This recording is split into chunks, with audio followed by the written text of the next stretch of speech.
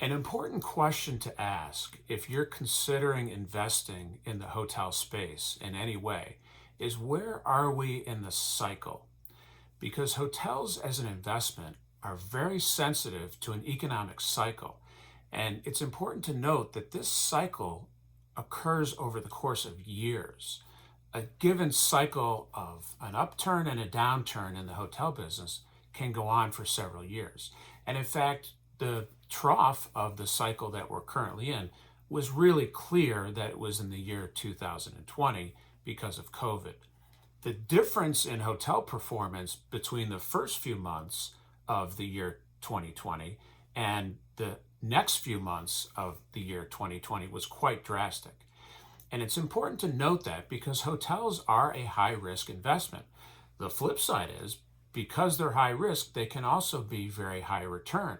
So for people who are okay with that sort of risk, hotels can be a great investment. But it's still a question of, where are we in the cycle? Because typically we don't want to invest our money into something at the top of the cycle and then have to ride a cycle down over the course of years, perhaps, before things start improving again. But we started seeing improvements in the year 2021, and then in 2022, 2023, 2024, hotel business was really strong. And it was interesting looking at how that recovery occurred, because the first market segment in which we saw the recovery in the year 2021 was in leisure business, and particularly in hotels that were located in mountains or at beaches. At the same time, other segments of the hotel business were not recovering in the same way. Now, if we compare hotels to other types of commercial real estate investments, that is significant, because in the case of apartment buildings, leases might be a year or 2 years in length. In the case of office buildings, those leases could be a number of years, could be 3 to 5 years, say. In the case of retail centers, leases could be 5 or 10 years. So although other types of commercial real estate were negatively affected by COVID, it took a long time for those effects to be seen, and they were very gradual. And it was also easy to predict those down cycles coming in other types of commercial real estate. Now, with hotels, it happened very quickly. So the business plummeted quickly, but the flip side is, as demand for hotel rooms increased in the year 2021 and 2022, hotel performance increased very rapidly. So a downside of hotels is that as you go into a trough, an economic trough, they get hit hard and they get hit quickly. On the other hand, they benefit rapidly. And the rates that people were paying in hotels in 21, 22, and 23, and 24, and continuing somewhat into 25 and even into 26, those rates were quite high. So demand was really strong, because particularly in the leisure segment, a lot of people believe that it's their right. They actually hold it in their heart that they have the right to take vacations. And there was this pent-up vacation demand from COVID where people wanted to get out and go to hotels. And hotels really benefited from that. So they saw a huge upturn. And they saw this upturn both in occupancy percentage and an average daily rate. And it's worth noting that those are the two main statistics in terms of driving performance in the lodging business: occupancy and ADR. Occupancy is simply the extent to which hotel rooms are occupied, and ADR is the average price that people are paying for those guest rooms. So both of those statistics increased rapidly in the years following COVID. Then in 2025, what we saw is that occupancy didn't really go up that much. It was near a record high, which, by the way, in the hotel business means on an annual basis, maybe somewhere in the 60s. So hotel occupancies are not like retail, office, or apartment occupancies, which easily could be in the 90s. That can happen in hotels, but only for a very short period of time, or in very particularly unique markets like Las Vegas. But in general, on an annual basis in the country, annual occupancies for hotels in the 60s are at record highs. And that's what we saw in 2025. And so occupancies were not increasing much at all. And in some markets, they actually decreased in the year 2025. In 2026, it's been a very similar pattern where occupancies have not been going up much at all. In some markets, they've actually come down a bit. But in each of these cases, in 25 and in 26, average daily rate did continue to increase at least a little bit. Now, what does that mean?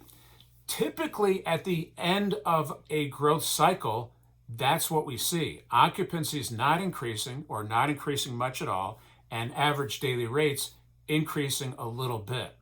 So that is a concern for anybody considering investing in hotels right now, that it looks like what we've seen in the past being the end of an economic cycle, or at least an economic upcycle in the hotel business. And so it's important to note that that is the situation that we are currently in. However, it's also important to note that different hotel types behave differently. So for example, right now we're in what many people call a K-shaped economy. And the K-shaped economy indicates that some people are really continuing to benefit in this economy.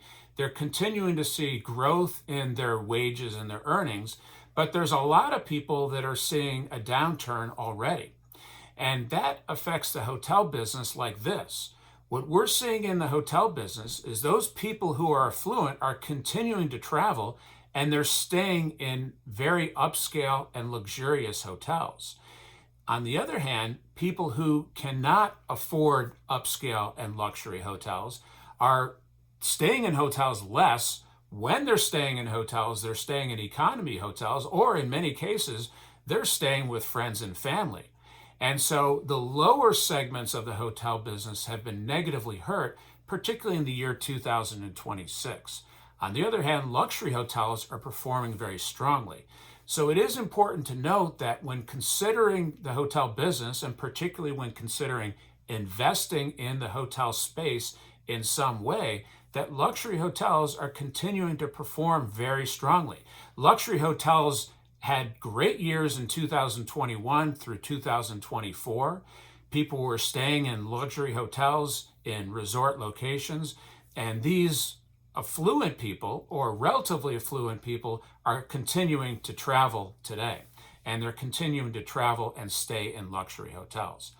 It is important to note that hotels are not all about tourism. Although tourism can drive the hotel business, it's not the only driver. There's really three main market segments that hoteliers keep track of in terms of the demand side of the business. And those are pleasure travelers, also known as leisure travelers, commercial travelers, also known as business people, and group travelers, which would include conventions. And when I do feasibility studies, and I should note, I'm John O'Neill, and I'm professor and director of the Hospitality Real Estate Strategy Group at Penn State University, and I also continue through my company to do feasibility studies and appraisals. I've done feasibility studies going back to the 1980s when I worked for Marriott, which is one of the major hotel conglomerates. I've worked for 3 of the 4 major hotel conglomerates, including Marriott, IHG, and Hyatt. And when I was doing feasibility studies for Marriott going back to the 1980s, and I continue to do them today, I always evaluate supply of and demand for hotels in a given market. The supply would be the supply of guest rooms that are available in the market in existing hotels. And if I'm doing a feasibility study for development of a new hotel or for construction of acquisition of a hotel that is already existing, I'm going to study the existing hotels in the market and their performance, particularly in terms of their occupancy and ADR performance over the previous years. I'm also, though, going to study the demand side of the business. So, for example, I recently did a feasibility study in a market where there's a lot of demand from pharmaceutical business, so business travelers. And this included pharmaceutical sales reps, scientists, and people like that who are constantly coming into this market. And so I talk to people with the major pharmaceutical companies in terms of where are they staying now? Why are they staying there? What rates are they paying in these hotels? What amenities do they prefer to have? What locations do they like? And things like that. So I understood the demand side. So a feasibility study for a hotel is an evaluation of both the supply of and demand for hotel rooms. And it includes an analysis of each of those three major market segments: commercial, group, and leisure travelers. In some markets, you'll often have a fourth market segment as well, specifically in terms of segment of demand. And like, for example, in an airport hotel market, particularly at an international airport, a major airport, you'll often have a segment of airline crew demand. And airline crew demand is very different than the other three, because while those other three segments, commercial, leisure, and group business, are highly cyclical, airline crew demand is kind of neat because it's not as cyclical. Typically, an airline contract exists for 365 days, and it might not be the same exact crew people who are staying in a hotel adjacent to an international airport every night, but an airline will have crews that have their destination at the end of their workday every night in that market. And so it's very easy to project that, for example, a hotel might have 40 crew rooms every single night, 365 days out of the year. So it makes the management of that hotel a little bit simpler, because it takes, for example, a 200-room hotel and almost makes it a 160-room hotel for that hotel management to operate. And so what it means is it gives management more opportunity to push their rates on those existing 160 rooms that are not occupied by airline crews. So that's how a feasibility study operates. I also do real estate appraisals, and when I conduct an appraisal, it's essentially a feasibility study with additional work evaluating the market of the purchase and sale of hotels. So I'm constantly evaluating the investment market for hotels. And it's important to note that what we've seen in recent years as far as recovery is concerned is a little bit unique, and every cycle is a little bit unique. But the fact that we have these up and down cycles in the hotel business is not that unique. It's just that each cycle tends to be a little different than the ones prior to it. And it's also important to note that generally in investing in the real estate of hotels, it's not considered a passive investment. Each of these things that I've talked about hopefully help to convey the idea that compared to other classes and other types of commercial real estate, hotels are generally a much less passive investment. For an office building, it's almost like an annuity of the rent for tenants who are staying multiple years in the office building. On the other hand, for hotels, it doesn't have that kind of an annuity when the lease in a hotel is basically 1 or 2 nights. And so it's not a passive investment. To give you an example, I appraised the Plaza Hotel in New York City several years ago, and I was doing this work for a major money center bank. And one of the first things I did in that appraisal is I met with the general manager of the hotel. And as I was sitting in the office asking him questions, the phone rang, and the person on the other end of the phone was the owner of the hotel, Donald Trump. And so the GM and Donald Trump, as much as I could glean from what I heard of this conversation, were talking about issues in the hotel that very week. And so the point is that this situation with Donald Trump owning the Plaza Hotel in New York City is very typical. That's not unusual. Hotel owners are active investors. They're very involved with the management, and they essentially serve as asset managers for the managers of the hotel, and they direct the management of the hotel in many cases. So it's very different from other classes of commercial real estate and other types of investments. So it's generally not a passive investment, although there's one maybe minor, somewhat of an exception I'll talk about in a moment. But another thing to point out is what we're seeing right now in terms of the hotel business is that revenues are actually growing less than expenses.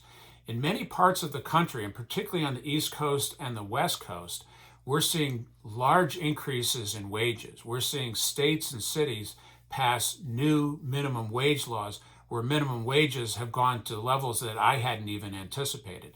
$15, $20, and even more an hour, particularly in places like Los Angeles and in Seattle. We've seen these sort of things. And we're seeing some of this on the East Coast as well. Not so much in the middle of the country, but that's causing expenses to increase greatly because hotels, as not being a passive investment, are a very labor-intensive investment. And so because of the labor intensity, increases in wages have a big effect on the profitability of hotels.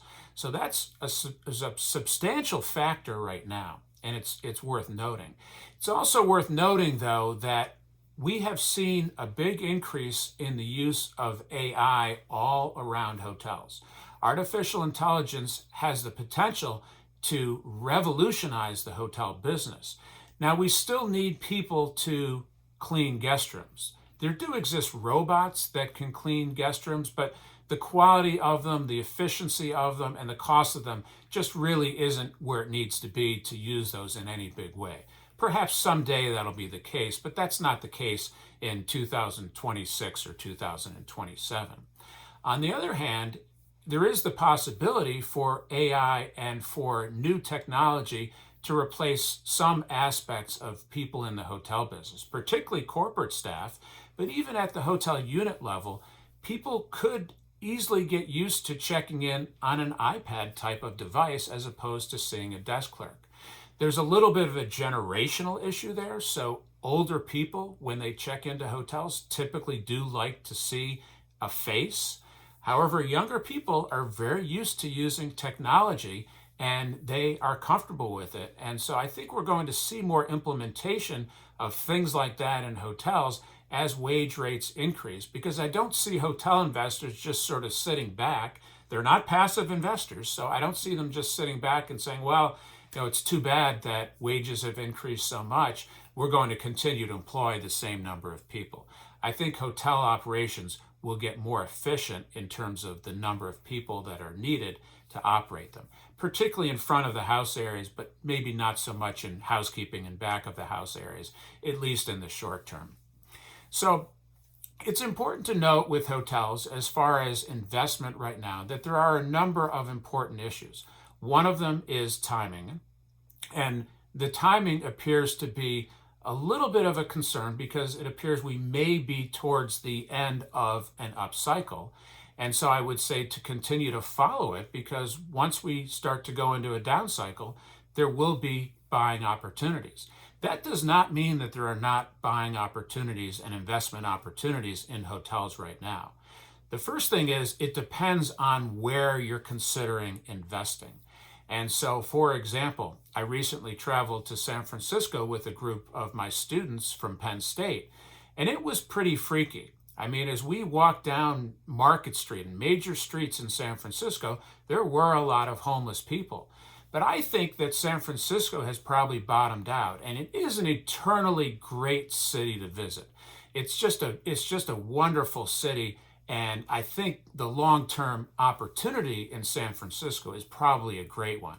I think that San Francisco has probably bottomed out, and so there may be opportunities to invest in cities like that. I also think that there's certain types of hotels that may be good investments right now. One type of hotel that seems to be doing very well, as I mentioned earlier, is luxury hotels. Another hotel category that's worth taking a look at would be extended stay hotels. Extended stay hotels continue to perform very well even in the last down cycle. And so it appears that extended stay hotels may be less risky than the average hotel. They performed well in the last downturn, but they're performing now well as well. They're performing well in this upcycle. One of the reasons might be that in extended stay hotels, and it would be like Marriott's Residence Inn brand or Hilton's Homewood Suites brand, these type of hotels tend to have a much longer average length of stay than the typical 1 or 2 nights. The average length of stay in many extended stay properties is a week or two, with many guests staying a month or two or more. And so that tends to smooth out these up and down cycles. And it appears that extended stay hotels, therefore, are less risky than average hotels that do have much bigger up and down cycles. And these up and down cycles in average hotels aren't just over the course of many years. These up and down cycles, although there are these big up and down cycles over the course of many years, the fact is that these exist in terms of seasonality throughout the year in hotels. So we know in the hotel business, for example, in northern climates, that the summertime tends to be a very good time of the year. The wintertime, things are much slower. As you go to southern climates, it's the reverse, but there's still that seasonality. There's also seasonality in hotels by day of the week. So, for example, in a hotel with a lot of commercial business, Tuesday, Wednesday, and Thursday night tend to be close to being full or full, whereas the other nights tend to be a lot slower. In a more leisure-oriented hotel, Friday and Saturday night may be very busy, whereas midweek nights can be very slow. So we understand that sort of seasonality that exists in hotels. With extended stay hotels, even those fluctuations, not just the long-term ones, but these short-term fluctuations tend to be much smoother. So it is important to note that things like timing of the cycle are important, but things like the type of hotel in which you're considering investing is very relevant, and the location is very relevant as well. One more thing to note, you can invest just a few $100s in the hotel space if you're interested in purchasing stock in companies like Hilton or Marriott or any public company. And generally, over the past few years, these companies have done better than the S&P 500 and the Dow Jones Industrial Average. So one of the reasons for that is that the way that the brands make their money is off of the top line in hotels. These brand companies like Hilton and Marriott really started as management and ownership companies. And although they still manage hotels and generate management fees, in a typical hotel, they now generate more in terms of franchise fees than management fees. And they've almost entirely gotten out of owning real estate. And the market, in terms of the stock market, has shown that the market really prefers this asset-light model that the major hotel companies have taken. So another vehicle to consider if you're interested in the hotel space is these businesses like Hilton and Marriott and Hyatt and IHG, which generate a great deal of revenue from franchise fees, some revenue from management fees, and these fees are calculated as a percentage of room revenues or as a percentage of total revenues typically, which means even if a hotel is not profitable, it is still paying management and franchise fees from the owner of the hotel, which again is not typically a hotel chain anymore, to the hotel chain. So the hotel chains have benefited from this asset-light model. They continue to get revenues even in economic downturns. And so for that reason, they have benefited and they have shown that they have the ability to actually surpass the typical stock in the stock market. So investing in that way of even just a few hundred or a few $1,000s is a way to be in the hotel space with generally less risk, but still pretty good returns. So there's a lot of different ways of investing in hotels, even in this period that we are in the cycle where it seems like we're somewhere at or near the top of the cycle.